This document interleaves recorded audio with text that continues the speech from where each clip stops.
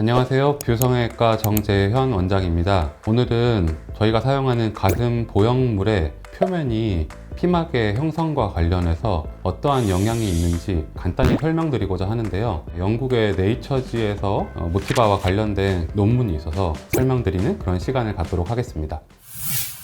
모티바 보형물이 좋은 피막을 가지고 있다. 말로만 설명하는 거지 아무리 좋아도 이렇게 설명할 수 없는 것들, 그런 부분을 조금 긁어주는 이런 논문이라 생각을 하거든요. 원래 보형물의 표면은 뜨끈한 형태, 투명한 형태의 스무스 타입, 아주 거친 형태의 표면을 가지고 있는 텍스처 타입, 이렇게 두 가지 표면으로 나뉘었었는데 중간 정도의 얕은 돌기를 가지고 있는 마이크로 텍스처라는 타입의 보형물이 나오게 되었고요. 그리고 지금 우리가 사용하는 그 모티바 같은 경우는 마이크로 텍스처보다도 더 작은 나노 텍스처라고 불리는데, 의학적인 용어로는 그냥 스무스, 매끈한 타입에 속하게 됩니다. 기존에 사용하던 매끈한 형태의 스무스 형태와 그 다음에 약간의 표면 처리를 가미한 모티바, 이 두 가지 보형물의 차이가 어떤지에 대해서 밝히고자 한 논문이고, 거친 형태의 표면보다는 매끈한 표면을 가지고 있는, 돌기가 작은 그런 표면일수록 면역 반응이 적고 피막의 형성도 얇게 생긴다. 5번 그림에 나오는 부분을 살펴보시면은, 제 첫 번째 그림은 빨간색으로 표시된 게 스무스 타입, 그리고 초록색으로 표시된 게 모티바의 표면이라고 생각하시면 되고요. 거기서 이제 캡슐의 두께가 빨간색 스무스 타입이 좀 더 유의미하게 두꺼웠고 모티바가 좀 더 얇았다. 그게 3주째부터 6주째, 12주째, 6개월까지 초기부터 후기까지 쭉 이어져서 계속 얇은 상태로 유지가 되었고, 그게 이제 통계적으로 유의미한 차이를 보였다라는 부분이 이제 중요한 부분인 것 같고요. 두 번째 그림에서도 마찬가지로 빨간색과 초록색의 차이가 있는데, B번 그림은 면역 세포의 수가 빨간색 스무스 타입이 더 높았다. 그래서 거기서 면역 반응이 많이 일어나고 있다라는 거고요. C번 그림은 그 면역 반응을 억제하는 T셀이라는 세포의 수가 초록색이 더 높았다. 면역 반응은 스무스가 높고 억제하는 거는 모티바가 높았다. 이런 얘기를 하고 있는 거예요. 근데 사실 이걸로만 봐서는 이제 정확하게 알 수가 없기 때문에, 다음에 D번, 2번, F번의 그림을 보면은 D번은 이 내용에서 제일 핵심적인 부분이라고 생각을 하는데, 아까 말했던 억제하는 T셀, 그 세포를 없애버린 G에다가 미니어처 보형물을 삽입했을 때 어떤 반응을 보이는지를 봤더니, 아까 모티바가 캡슐이 얇게 생겼었는데 억제하는 세포를 없애버렸더니 스무스랑 똑같이 두꺼워졌다. 표면의 차이에 의한 캡슐의 두께가 결국은 그 억제 T세포의 존재 때문에 생겼던 것이다 라는 그런 얘기를 하고 있어요. 내용이 너무 어려워서 이해하시기 힘들겠지만, 모티바 보형물로 하면은 구축이 적게 생겨요, 피막이 얇게 생겨요 하는 거에 대해서 조금이라도 입증할 수 있는 그런 결과라고 생각을 합니다. 여기서 이제 계속 반복적으로 언급하고 있는 캡슐의 두께가 왜 중요하냐면, 이제 보형물 자체의 촉감도 중요하지만 보형물 주변으로 생기는 캡슐이라는 조직이 두께가 두꺼워지면은 가슴의 촉감이 단단해지고 안 좋아질 수밖에 없습니다. 그래서 그 촉감이 단단해지는 것을 우리가 그냥 일반적으로 구축이라고 얘기를 하는 거고요. 굳이 구축까지는 생기지 않더라도 그 미세한 차이의 캡슐 두께 차이 때문에 촉감의 차이가 생길 수 있다고 생각합니다. 원장님 생각하실 때 표면의 거칠기가 거친 게 좋은지, 아예 없는 매끈한 게 좋은지? 아예 거친 표면의 경우에는 이제 면역 작용이 너무 과하게 형성이 돼서 그런 림프종이나 더블 캡슐이나 뭐 이런 안 좋은 것들이 있는데, 그런 부작용들을 유발할 수 있다라는 것이 이제 시간이 흐를수록 점점 밝혀지고 있어서, 이제 거친 형태의 표면은 되도록이면 사용을 하지 말자라는 추세로 가고 있거든요. 그래서 매끈한 형태의 스무스 보형물이 조금 더 안전한 보형물이라고 생각을 하고요. 이제 스무스 보형물이라고 나뉘는 게 0에서부터 10 마이크로미터까지를 스무스라고 하자라고 그냥 사람들이 정해놓은 건데, 그러면 그 사이에 속해 있는 모티바는 과연 실제로 0짜리랑은 어떤 차이가 있냐, 요거를 보려고 디자인한 이런 논문이고, 스무스와 모티바의 그런 차이를 규명한 그런 논문이기 때문에 의미가 있는 것 같습니다. 이 논문이 가지고 있는 또 한 가지 가치는 네이처라는 논문, 그 네이처 중에서 바이오메디컬 엔지니어링, 의공학 논문인데요. MIT 공대라는 이제 전 세계 유명한 공대에서 공실력이 높은 네이처 바이오메디컬 엔지니어링이라는 논문지에 채택이 되어서 발표가 되었다라는 것만으로 이 논문은 신뢰가 있는 논문이다 라는 걸 알 수가 있고요. 저도 옛날에 동물 실험을 많이 해봤거든요. 쥐나 이제 토끼나 이런 동물들이 귀엽지만 엄청 무서워요. 털을 다 깎고 그리고 또 칼로 해가지고 수술을 하고 그리고 나서 소독도 해주고 그 다음에 밥도 계속 먹이고. 그만큼 엄청난 노력이 들어간 논문이고 단시간에 나올 수 있는 논문이 아니라는 거죠. 가슴 수술에 있어서 뭐 부작용은 무조건 없을 수는 없지만 보형물이 점점 발전을 하면서 부작용이 많이 줄어든 것도 사실이고, 보형물 못지않게 중요한 거는 이제 의료진의 수술 숙련도, 수술을 얼마나 깔끔하게 잘 하느냐, 이것도 중요하다고 생각을 합니다. 저희 뷰성형외과에서는 가슴 수술을 중점적으로 수술하시는 원장님들께서 꼼꼼하게 수술하시기 때문에 더욱 안전한 결과를 낼 수 있다고 생각합니다. 가슴 수술을 고민하시고 계시는 여러분들에게 이제 보형물 선택에 있어서 많은 도움이 되셨기를 바랍니다. 감사합니다. 안녕하세요. 뷰성형외과 정재현 원장입니다. 오늘은 가슴 상담할 때 많이들 여쭤보시는 가슴 보형물의 사이즈와 그리고 컵 사이즈 간의 상관관계에 대해서 전반적인 내용을 간단하게 설명드리도록 하겠습니다.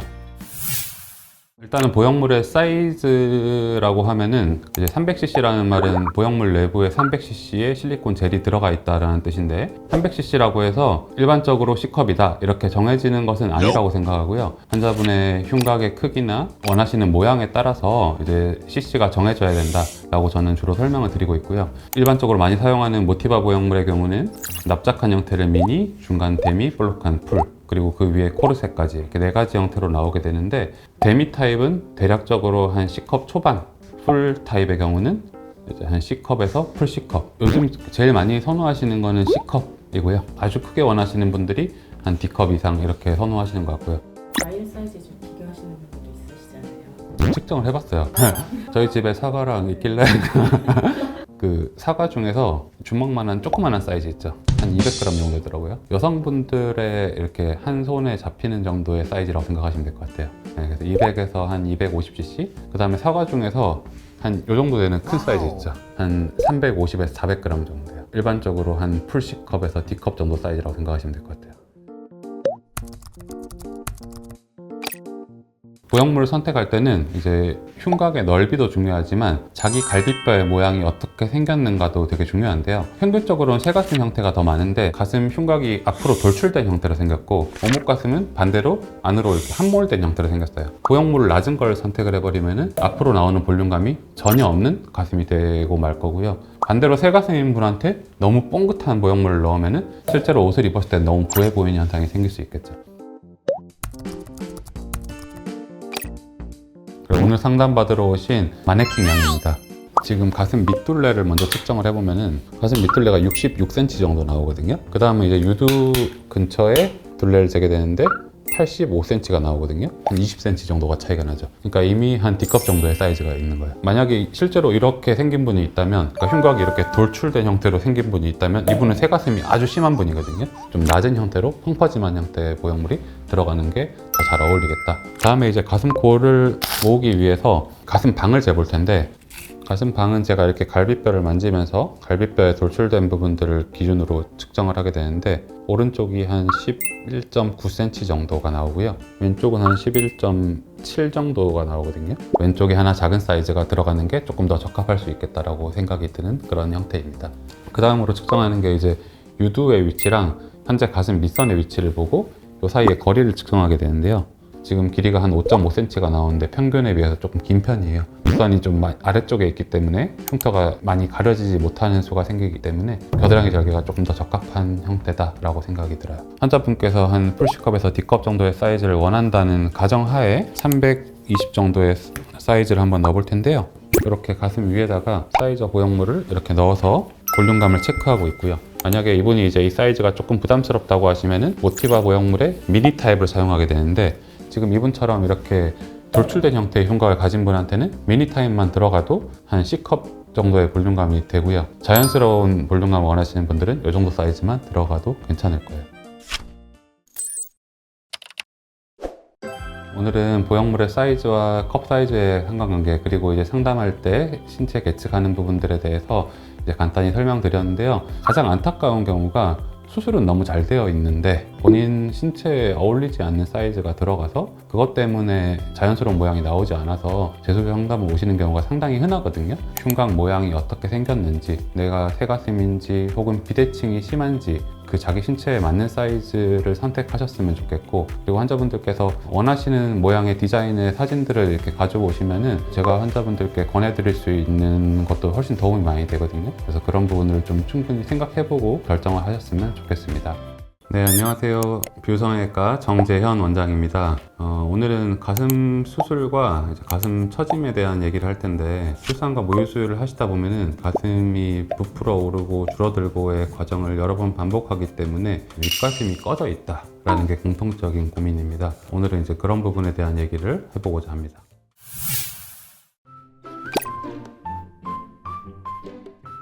많이들 하는 질문인데, 출산했을 때 가슴이 어느 정도 많이 커지는 분들의 경우는 어느 정도의 처짐을 경험할 수밖에 없고, 아주 심하게 진행이 되는 경우에는 보형물과 가슴 조직이 따로 노는 경우도 있죠. 그런 경우에는 유방 거상 수술이 필요한 경우도 있습니다. 가슴 수술을 해서 이렇게 된 거 아니야? 라고 후회할 수도 있지만, 그런 분들은 보형물이 없어도 가슴이 처지는 건 똑같거든요. 그리고 가슴 수술이라는 거는 한 번 수술해가지고 영구적이진 않습니다. 지금 시점에서 가장 예쁜 형태로 자기가 원하는 사이즈에 자기가 원하는 모양의 가슴을 해야 되지, 할머니가 되면 어색하지 않을까요? 이것은 제 생각에는 맞지 않는 질문이라고 생각합니다. 20대 상담을 오셨다가 고민하시다가 결혼하고 출산하고 애기 키우고 하다 보면 10년 속 가거든요. 그리고 나서 이제 10년 뒤에 다시 오셔가지고 그제서야 수술을 하시는 경우가 생각보다 되게 많아요. 공통적으로 얘기하는 거는 그냥 젊을 때 할 걸 그랬어요. 제가 많은 여성분들과 대화를 하고 이제 수술하고 했을 때 얘기를 들어보면 결국은 지금 하는 게 좋다. 한 30대 후반, 40대 정도만 되셔도 가슴수술 해도 될까요? 너무 주책일까요? 이런 말씀들을 많이 하시거든요. 사실 그 나이대가 가슴수술 지금 제일 많이 해요. 그럼 5, 60대는 수술하면 안 되냐? 5, 60대도 많이 하세요. 60살 분들도 예뻐지고 싶은 건 여성들 다 똑같아요. 원장님 그럼 최고 몇 살이신 분까지? 70대까지는 해봤습니다. 80대는 아직 못 해봤습니다. 연세가 있으신 분들은 마취 시간이 너무 길어지면 위험할 수 있으니까 수술을 제가 최대한 좀 안전하게 빨리 끝내려고 하는 건 있어요. 평균 연령은 확 올라간 것 같아요. 옛날에는 젊은 20대층에서 많이 했다면 지금은 30, 40대까지는 좀 많이 늘어난 것 같다. 중년층 환자는 좀 몇 퍼센트 정도 될까요? 40대부터 잡으면은 40% 정도 된다고 생각하고요. 그렇죠. 이제 그 부분이 수술의 핵심이 되는 거고요. 가슴이 처져 있는 가슴에서 모양을 예쁘게 잡는 게 훨씬 더 어려운 수술이거든요. 보형물 선택에서부터 조금 다르게 접근을 해야 되고, 수술 방식도 일반 가슴 수술과는 조금 다르게 수술을 합니다. 30, 40대 혹은 50대 초반 정도까지는 저는 큰 차이 없다고 생각하고요. 생각보다 많이 아프지 않고 많이 힘든 수술은 아니기 때문에 회복에서는 큰 차이가 없다고 생각해요. 전신 마취를 보통 이제 평균 1시간 정도 걸리니까 1시간 정도를 버텨낼 수 있는 컨디션이면 수술이 가능하시고요. 보형물이 들어가면 그 무게가 있기 때문에 그거를 버텨낼 수 있어야 되는데, 큰 사이즈를 하실 때는 조금 무리가 되실 수도 있습니다. 이렇게 설명을 드리고 이제 적당하게 조율을 해가는 편인 것 같아요. 제거하는 분들도 많이 있으시고, 보형물 제거하고 나서 보형물 다시 넣는 경우는 생각보다 흔하거든요. 그래서 그거에 대해서 충분히 고민 후에 제거를 해야 되고, 근데 가슴이 처져서 제거를 한다 그러면은 제거하면 더 처져 보이거든요. 안 처진 분들은 제가 제거하면서 거상하시는 걸 같이 권해드려요. 오늘은 중년층 여성분들의 가슴 성형에 대해서 간단히 알아보았습니다. 내가 가슴 수술하기에 너무 늦은 나이야? 라고 이렇게 고민하시니까 보실 거라고 생각해요. 근데 지금이 제일 젊은 시기고 지금이 제일 예뻐질 시기라고 생각합니다. 고민하지 마시고 오셔서 저랑 얘기해 보시길 바랍니다. 감사합니다. 네, 안녕하세요. 비유성형외과 정재현 원장입니다. 모티바 보형물이 안전한 보형물이다, 이렇게 모티바 회사에서 주장을 하면서 많이 알려지게 됐는데, 과연 그것이 진짜 사실인지 그 부분을 조금 더 파헤쳐 보도록 하겠습니다. 성형 카페들에서 이렇게 알려져 있는 모티바의 이미지에 대해서 먼저 한번 보시면, 어떤 분께서는 모티바가 가격은 비싸도 부작용에 안전한 건 기본이고 모양, 촉감, 수술 후기 제일 만족도 높은 보형물이긴 한 것 같아요, 이렇게 달아주셨는데, 조금 부작용이 상대적으로 적다, 이런 부분까지는 사실인 것 같고요. 모양, 촉감은 저는 보형물마다 각각의 특징이 있다고 생각을 해요. 그래서 그거는 이제 상담을 통해서 결정하는 게 좋을 것 같습니다. 다음 분은 부작용 확률 낮은 건 모티바죠. 구축률이 0.5%래요. 이렇게 적어주셨는데, 예전에 한 10년 전에 쓰던 보형물들은 구축 확률이 한 10% 정도 됐어요.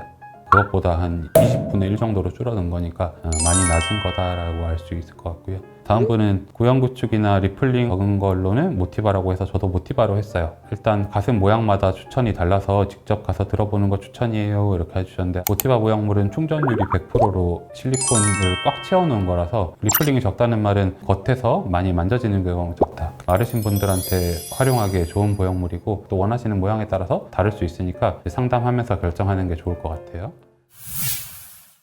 이제 지금부터는 모티바 회사에서 FDA의 승인을 받기 위한 절차로 제출한 데이터를 한번 보면서 얘기를 나눠보고자 하는데요. 천천히 조금씩 읽어보면은 이제 모티바가 나온 지가 13년이 됐고, 그 사이에 320만 개의 보형물이 사용이 됐다.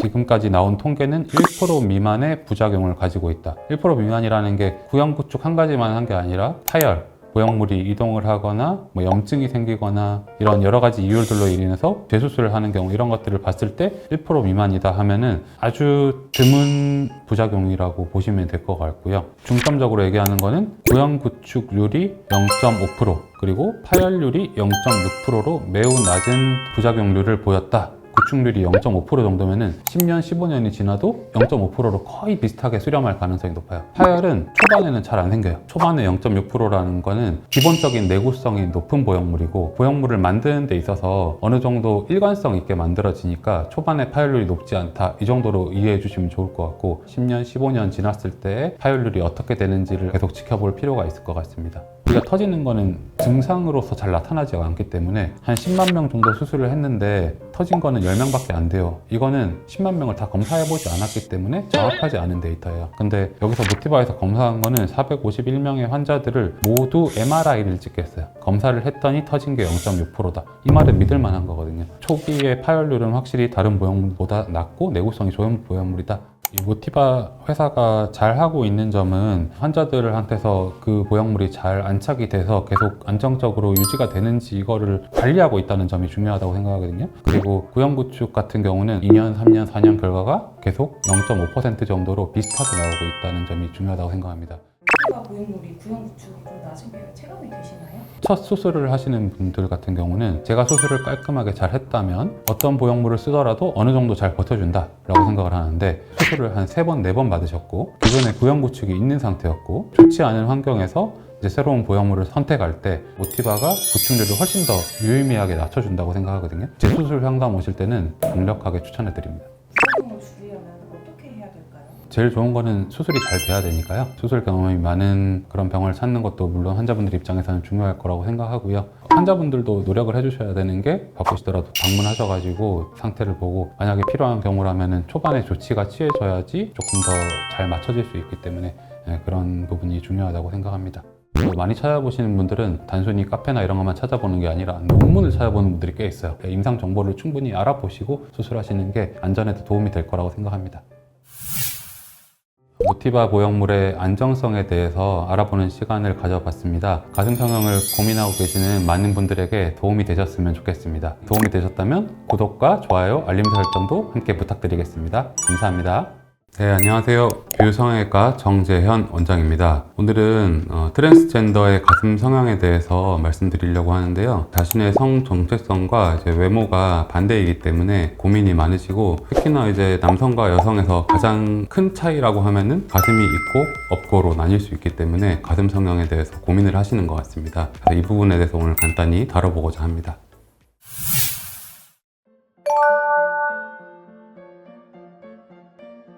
수술 자체는 큰 차이가 없습니다. 보형물은 가슴 안쪽에 들어가는 거지만 정확히 얘기하면은 갈비뼈 위에 들어가는 수술이고, 갈비뼈는 이제 사람들마다 폭의 차이나 모양의 차이는 있지만 남성과 여성의 큰 차이는 없기 때문에 크게 다르지 않은 범주에 있는 수술이라고 생각하시면 될 것 같습니다.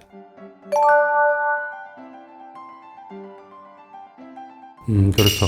생물학적으로 이제 남성인 분들의 경우는 흉곽이 넓은 경우가 많아서 그 흉곽의 크기에 맞는 보형물을 사용해야지만 모양이 조금 더 자연스러운 형태가 나오고요. 트랜스젠더 환자분들도 그에 맞는 보형물을 선택해서 사용하면 모양이 자연스러운 형태로 나올 수가 있습니다. 사이즈는 500cc 이상, 700cc 이런 보형물들도 많이 사용하는 것 같습니다. 컵도 가능할까요? 자기 조직이 많지 않으니까 보형물로만 이 컵을 만들어야 되기 때문에 500cc 이상, 625 이런 보형물들을 사용하면 거의 2컵 정도의 볼륨감이 나온다고 볼 수 있습니다. 갈비뼈 위에 대흉근이라는 근육이 있는데 그 근육 뒤쪽으로 보형물이 들어가는 방식을 이중평면이라고 하는데 남성분들의 근육 두께가 훨씬 더 두껍거든요. 근육 두께가 두꺼울수록 이제 보형물을 가려주는 효과는 좋지만 피부가 늘어나는 데는 또 한계가 있기 때문에 모양이 자연스러워지는 데는 일반 여성분들에 비해서 시간이 조금 더 걸리는 것 같아요. 지난주에 트랜스젠더 환자분 있었는데 호르몬 치료를 오랫동안 받았고 가슴이 꽤 크다 못해서 터져 있었어요. 가슴의 모양이 어느 정도 잡혀 있기 때문에 이점이 있을 수 있겠죠. 그런 분은 이제 사실 극소수고요. 다른 대부분의 환자분들은 호르몬 치료를 오래 하셨어도 큰 변화가 없는 경우가 많아요. 남자분들은 마르신 분들이라도 피부 두께가 대체로 좀 더 두꺼우신 경우가 많거든요. 그렇기 때문에 촉감이나 이런 거에서도 큰 차이가 없다고 생각이 되고 자연스러운 느낌이 나올 수 있다. 지방 이식 같은 걸 해야 되는 줄 알았어요. 꼭 그렇지 않은 것 같아요. 네.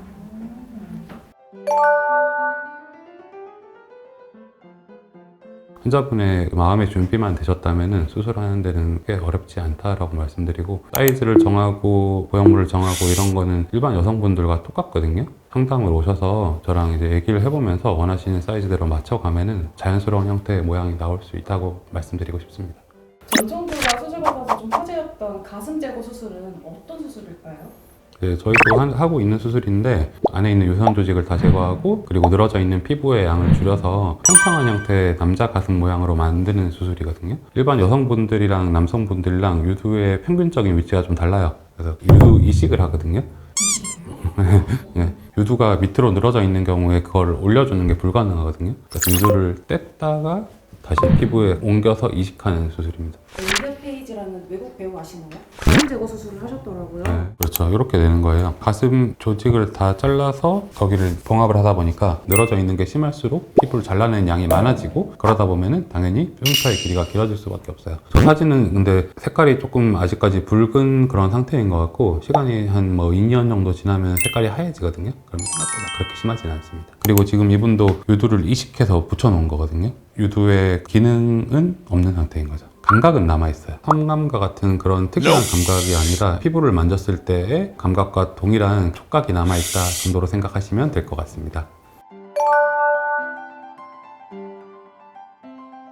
환자분들이 원하시는 바는 누구나 동일해요. 완전히 없애달라. 그래서 환자분께서 특별히 고려할 점은 없다고 생각을 하고 대신에 제거를 하고 나면은 이런 흉터가 남고 돌이킬 수 없거든요. 본인의 마음이 확고해야 된다.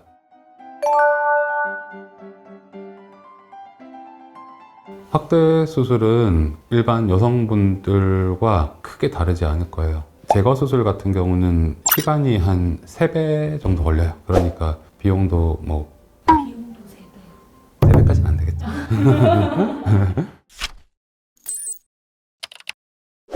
가슴 수술에 대해서 고민 중이신 트랜스젠더 환자분들이 많으실 거라고 생각이 되는데요. 이제 남들한테 알리고 이런 과정이 더 힘들으셨을 거라고 생각해요. 수술은 그에 비하면 그렇게 많이 어렵거나 많이 힘들지 않거든요. 본인의 그런 확고한 마음이 있으시면은 성형외과 전문의들과 충분한 상담을 하시고 수술을 결정하신다면은 좋은 결과 있으실 것으로 생각합니다. 좋아요, 구독, 알림 설정 부탁드립니다. 감사합니다. 안녕하세요. 뷰성형외과 정재현 원장입니다. 오늘 준비하신 주제는 어떤 건가요? 가슴 보형물 맞추기입니다. 보형물 맞추기라면 보형물 만져보고 뭔지 맞추면 되는 거죠? 네. 네, 그 정도는 뭐 얼마든지 할 수 있을 것 같은데 일단 잘 해보겠습니다. 처음에 모티바를 주지 않을까 싶긴 한데 예측해가지고. 안녕하세요. 이거는 그냥 멘토입니다. 네. 이거는 누가 맞춰도 할 수 있어요. 이건 빨리 맞추시면 저희가 들어갑니다. 모티바입니다. 네? 맞죠? 네. 네, 맞습니다. 정답입니다. 이건 세빈입니다. 세빈 인테그리티. 네. 자, 이건 너무 쉬우니까 천을 덮어서 하는 걸로 한번 해볼까요? 오, 천을 덮어서 네. 다음 라운드 시작하겠습니다. 네. 안녕하세요. 좀 어려울 것 같은데.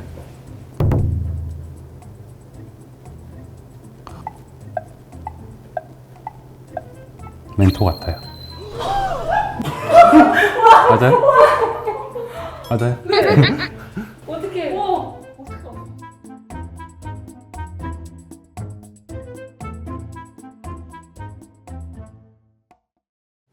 눈 뜨고 있어도 모르는 거 아니에요, 이건?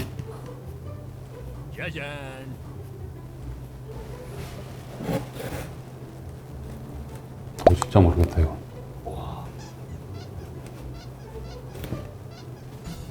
오른쪽은 멘토인 것 같아요.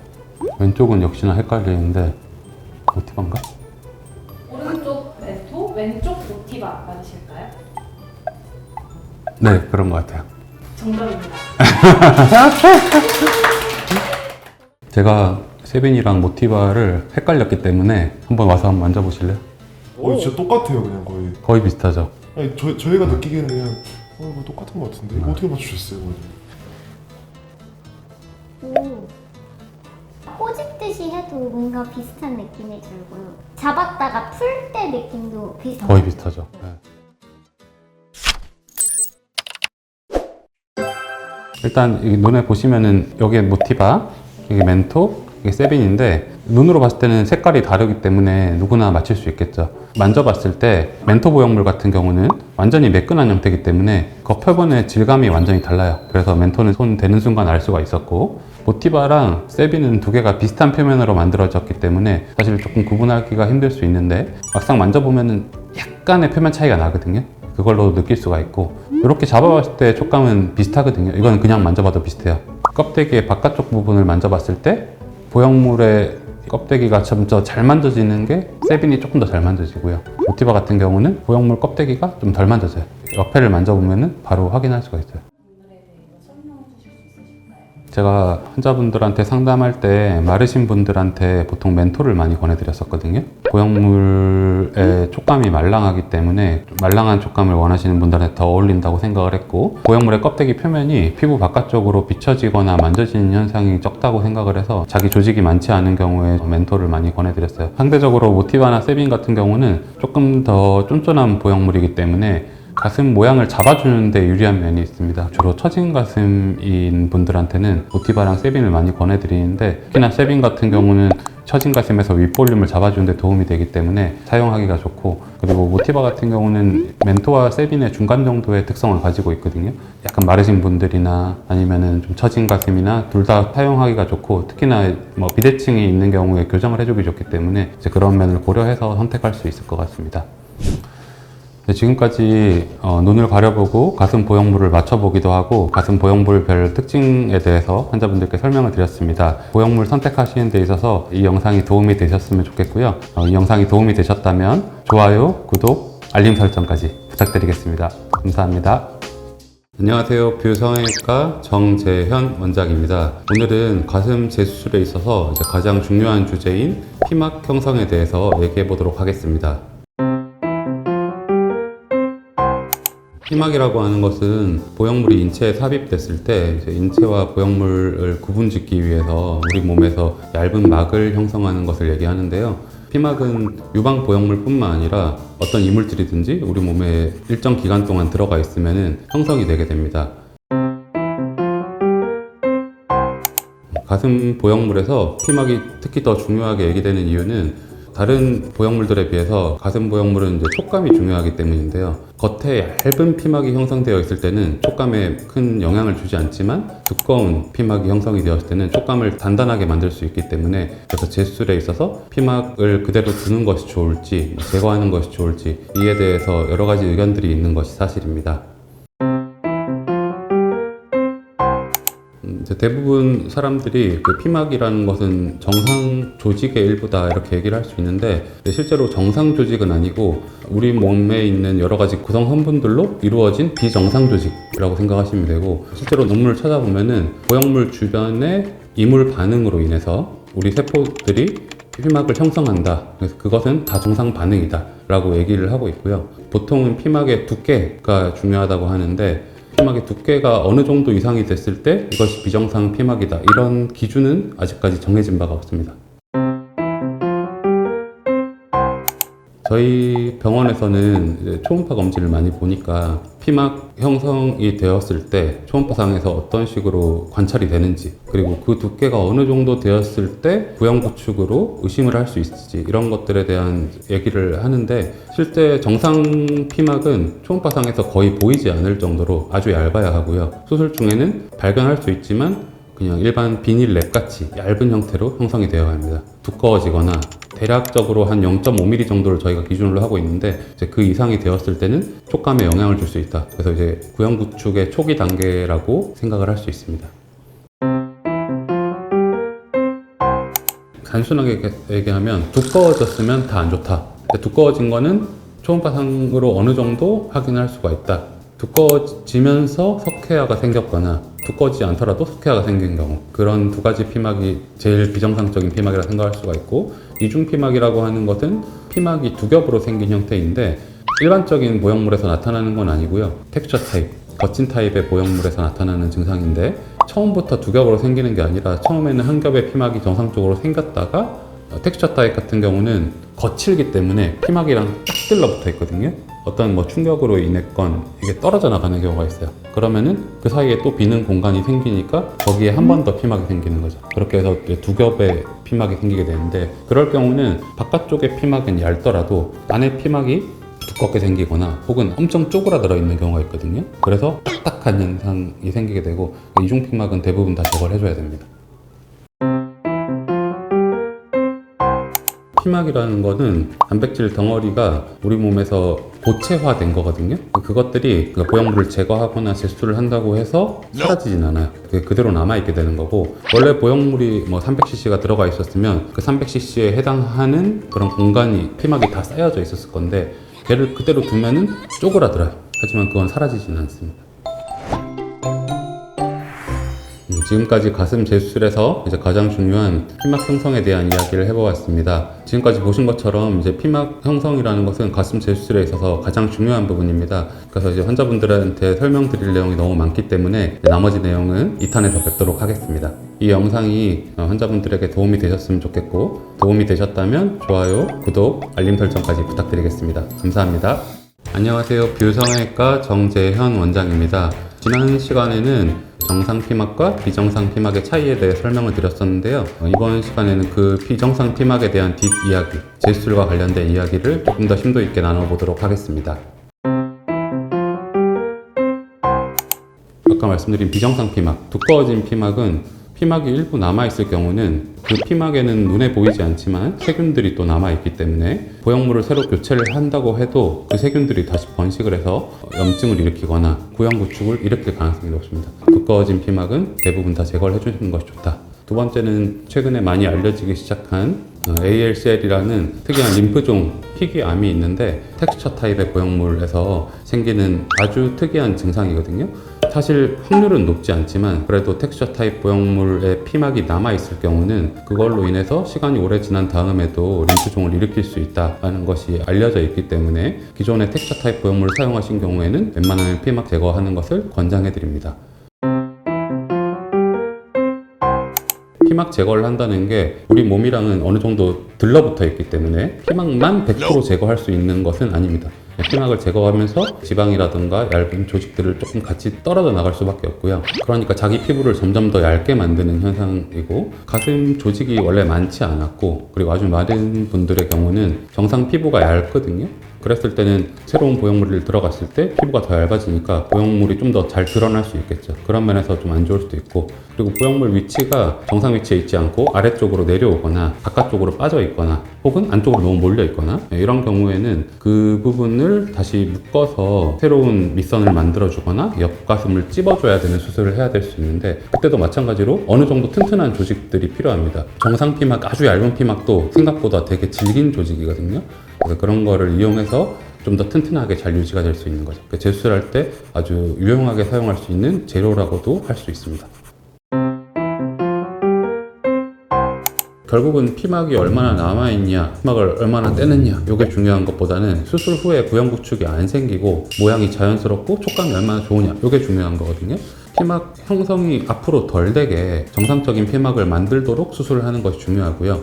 대부분의 논문들에서는 피막을 두껍게 만드는 거는 염증이랑 관련이 돼 있다라고 얘기를 했으니까, 그 염증을 일으킬 수 있는 거는 제일 큰 게 우리 몸에 있는 균들이 같이 보형물을 타고 들어가는 거거든요. 그만큼 보형물이 우리 몸에 접하지 않도록 수술을 하는 것이 중요하겠고, 그리고 수술 시에 이제 아무리 무균적으로 수술을 하더라도 소독한 지가 오래됐으면 균들이 자꾸만 번식을 할 수밖에 없어요. 수술 전에 이제 초음파 검진이나 이런 걸 통해서 플랜을 짜고 수술 시간을 최대한 줄여야지만 보형 구축의 리스크를 줄일 수 있다. 앞으로 피막 형성이 적게 되려면 수술 시간을 줄이는 것이 가장 중요하고 깔끔하게 수술이 되는 것이 중요하다라고 생각합니다. 이거는 내 생각인데 제가 생각하기에는 보형물이 우리 몸을 많이 자극을 할 때 거기서 이제 더 많은 피막이 형성이 되고 더 많은 면역 반응이 일어난다고 생각을 해요. 피막 형성이 되는 그런 과정을 이제 속옷으로 어느 정도 받쳐줘서 예방을 할 수가 있다고 생각하고요. 수술 후에도 꾸준하게 초음파 검사를 해야 돼요. 부형 구축이 진행하고 있는지 혹은 뭐 피막 형성이 어느 정도 이루어졌는지 이런 걸 확인할 수 있거든요. 그래서 이제 저희 병원에서는 보통 6개월에서 1년째 정도의 초음파 검진을 꼭 하도록 권장해드리고, 이후에도 꾸준히 검사하시길 바랍니다. 지금까지 가슴 재수술에 있어서 가장 중요한 피막 형성에 대한 이야기를 해보았습니다. 이 영상이 재수술을 준비하시는 환자분들에게 도움이 되셨으면 좋겠고요. 많은 도움이 되셨다면 좋아요와 구독 그리고 알림 설정까지 부탁드리겠습니다. 감사합니다.